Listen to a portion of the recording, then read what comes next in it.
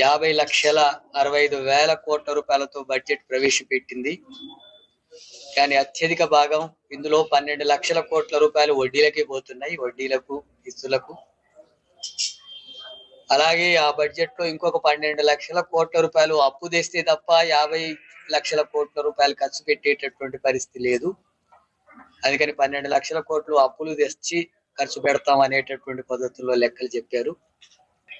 దేశవ్యాప్తంగా 30 కోట్లకు పైగా ఉండేటటువంటి గ్రామీణ ప్రాంత ఉపాధి కూలీల కోసం, వాళ్ళకు పని కల్పించడం కోసం 2.5 లక్షల నుంచి 3 లక్షల కోట్ల రూపాయలు ఇస్తే వాళ్ళకు పని కల్పించడానికి అవకాశం ఉంటది, ఆ కుటుంబాలు బ్రతకడానికి అవకాశం ఉంటది.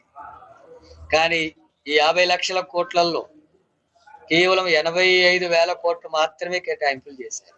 రైతులకు ఇస్తున్నటువంటి ఎరువుల సబ్సిడీని 11,000 కోట్లు గతం కంటే తగ్గించింది. దాదాపు ఒక 10,000 చిన్న చిన్న పరిశ్రమలు రాష్ట్రంలో మూతపడి ఉన్నాయి. వాటికి నిధులు కేటాయించి కార్మికులకు పని కల్పించడానికి తగినటువంటి చర్యలు ఈ ప్రతి బడ్జెట్ లో లేవు. అందుకని ఈ బడ్జెట్ అంతా కూడా రాష్ట్ర ప్రజలకి అలాగే శ్రామిక ప్రజలకు వ్యతిరేకంగా ఉంది. ఈ బడ్జెట్ లో దేశంలో ఉండేటటువంటి సంపద అంతా కూడా కొద్దిమంది చేతులకే పోగయ్యేటట్టుగా ఈ సంపదనంతా కూడా అసమానమైన అభివృద్ధిలోకి తీసుకొస్తుంది. 1% ఉండేటటువంటి కార్పొరేట్ సంస్థల చేతుల్లో దేశ సంపద 40% ఉంది. అంటే 40% సంపద 1% ఉండేటటువంటి ధనిక వర్గాలు కార్పొరేట్ సంస్థల చేతుల్లో ఉన్నాయి. అలాగే రాష్ట్రంలో 8 మంది బీజేపీకి సంబంధించినటువంటి ఎంపీలు ప్రజాప్రతినిధులుగా ఉన్నారు. మొన్న జరిగినటువంటి పార్లమెంట్ ఎన్నికల్లో వాళ్ళకు ఓట్లు కూడా పెరిగినాయి. మరి 8 మంది పార్లమెంట్ సభ్యులు ఉండి రాష్ట్రానికి నిధులు రాకుండా, కార్మికులకు అణగారిన ప్రజలకు నిధులు రాకుండా ఉంటే 8 మంది పార్లమెంట్ సభ్యులు ఎందుకు ఏం మాట్లాడడం లేదు? ఆ బడ్జెట్ గురించి ఎందుకు ప్రస్తావించడం లేదు? రాష్ట్రానికి జరిగినటువంటి అన్యాయానికి వ్యతిరేకంగా కిషన్ రెడ్డి గాని బండి సంజయ్ గాని మంత్రులుగా ఉన్నారు, ఎందుకు మాట్లాడడం లేదు? అందుకని ఈ సందర్భంగా నేను డిమాండ్ చేస్తున్నారు, కిషన్ రెడ్డిని బండి సంజయ్ని వెంటనే రాజీనామా చేయాలని చెప్పి డిమాండ్ చేస్తున్నారు.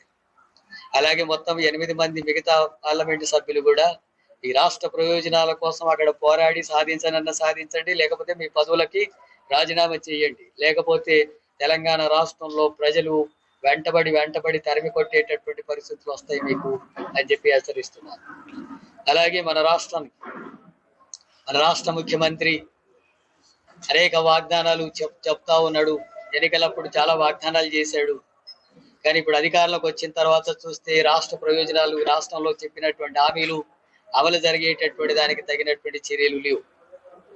రైతుల రుణమాఫీకి సంబంధించి ఇప్పటికీ 10,000 కోట్ల రూపాయలు ఇంకా వేయలేదు.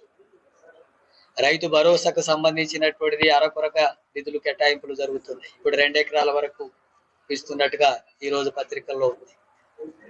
అలాగే కూలీలకు ఇచ్చేటటువంటి భరోసా ఇవ్వడం లేదు. అట్లాగే దళిత బంధు అప్పుడు 10 లక్షలని కేసీఆర్ అంటే మేము 12 లక్షలు ఇస్తామని చెప్పి అన్నారు అంబేద్కర్ పేరు. ఆ ఊసెత్తడం లేదు. ఇందిరమ్మ ఇండ్లకు నిర్మాణానికి సంబంధించినటువంటి ప్రతిపాదనల మీద తగినటువంటి ఏమీ లేవు. అందుకని ఇప్పుడు రాష్ట్ర బడ్జెట్ కూడా ఇప్పుడు ఫిబ్రవరి చివరి కానీ మార్చి మొదటి వారంలో కానీ రావచ్చు. ఈ బడ్జెట్ లో మీరు చెప్పినటువంటి 6 గ్యారెంటీలతో పాటు చెప్పినటువంటి వాగ్దానాల అమలుకు తగినటువంటి పద్ధతిలో ముఖ్యంగా పేద ప్రజలకు ఉపయోగపడేటటువంటి వాటికి అనుగుణంగా ఈ బడ్జెట్లు కేటాయింపులు అనేటటువంటిది జరగాలని చెప్పి రాష్ట్ర ప్రభుత్వాన్ని డిమాండ్ చేస్తున్నాం. అలాగే విద్యా వైద్యానికి తగినటువంటి నిధులు కేటాయించాలని చెప్పి కూడా ముఖ్యమంత్రిని డిమాండ్ చేస్తున్నాం. ఈ రూపంలో ఉండకపోతే ఇప్పుడు కేంద్ర బడ్జెట్ కి వ్యతిరేకంగా దేశవ్యాప్తంగా ప్రజలు ఎట్లా నిరసనలు వ్యక్తం చేస్తున్నారో అదే పద్ధతిలో రాష్ట్ర ప్రభుత్వానికి వ్యతిరేకంగా కూడా సిపిఎం పార్టీ ప్రజలకు వెళ్లి పోరాటాన్ని కొనసాగిస్తుంది. ప్రజా వ్యతిరేకమైనటువంటి బడ్జెట్ ఉంటే తప్పకుండా రాష్ట్ర ప్రభుత్వ బడ్జెట్ కు వ్యతిరేకంగా కూడా మేము ప్రజల్ని చైతన్యవంతం చేసి పోరాటానికి సన్నద్ధమవుతాం. అందుకని రాష్ట్ర ముఖ్యమంత్రి కూడా ఆ రకంగా బడ్జెట్ కు సంబంధించినటువంటి తగిన చర్యలు తీసుకోవాలని చెప్పి డిమాండ్ చేస్తున్నాం. ఇక్కడ రాష్ట్రంలో కులగణన జరిగింది. ఈ కులగణన జరిగినటువంటి వాటి మీద, రాష్ట్ర ప్రభుత్వం చేసినటువంటి కులగణన మీద అనేక రకాల భిన్నాభిప్రాయాలు ఉన్నాయి. కాంగ్రెస్ తీసుకొచ్చినటువంటి లెక్కల్ని ప్రకటించినప్పటికీ వాటిలో ఒక 22 లక్షల జనాభా బీసీల జనాభా తగ్గించి చూపించారు. అలాగే ఆధిపత్య కులాలకు సంబంధించినటువంటి జనాభా గతం కంటే పెరిగినట్టుగా చూపించారు. దీనివల్ల రిజర్వేషన్ల సమస్య తగ్గుతుంది, ఇతర సౌకర్యాల విషయంలో కూడా తగ్గుతుంది అని చెప్పి ఆందోళనలు వ్యక్తం అవుతున్నాయి. ఈ 42% బీసీలకు స్థానిక సంస్థల్లో రిజర్వేషన్ల అమలుకు చర్యలు తీసుకుంటాం అని చెప్పారు. ఇప్పుడేమో ఆ 42% రిజర్వేషన్లకు అమలు చేస్తాం, కానీ పార్లమెంటుకు పంపిస్తాం. ఒకవేళ పార్లమెంట్ కుదరకపోతే ఇక్కడ కాంగ్రెస్ పార్టీగా మేము 42% రిజర్వేషన్లు ఇస్తాం స్థానిక సంస్థల్లో, మీరు కూడా ఇవ్వండి అని చెప్పి మిగతా పార్టీలకు కూడా చెప్తున్నాం.